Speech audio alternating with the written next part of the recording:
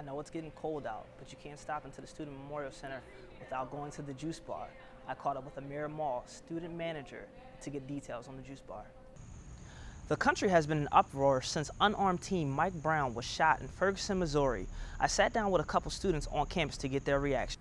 I know a lot of sports fans watch ESPN shows like First Take and Around the Horn, but here on campus, we have In the Zone. I sat down with Tom Fisher to get some more details. I'm a producer for In the Zone, the only sports show on campus.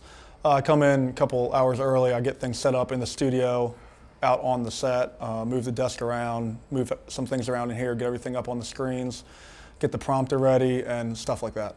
I'm trying to switch up this year's show compared to last year's show, get some new graphics, some new segments in, some different set type movements, and I don't want it to be like a repeat of last year's show, so people who are watching it, they can see that something's changing and try to get something new within like every week, if not every couple weeks.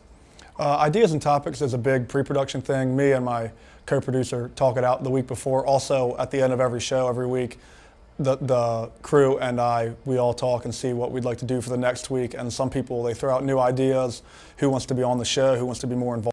To get involved within the zone, come to Bachelor Hall, 4:30 p.m. on Mondays. This is Mark Thompson reporting from Millersville University.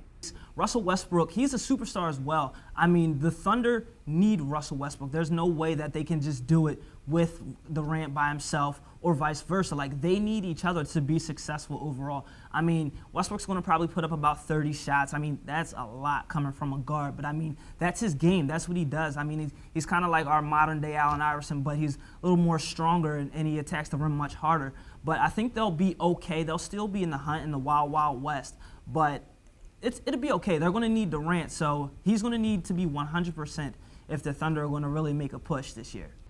Binge watching has been taking over our everyday lives and our study habits.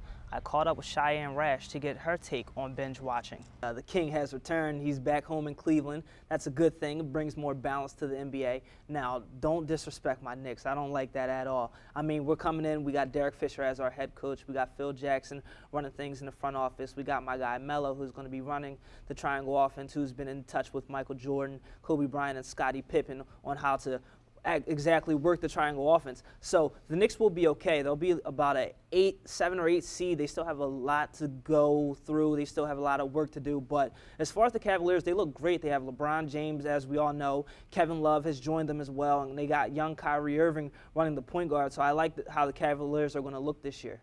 Protesters in Ferguson, Missouri are still out in the streets seeking answers and justice. This is Mark Thompson reporting from Millersville University.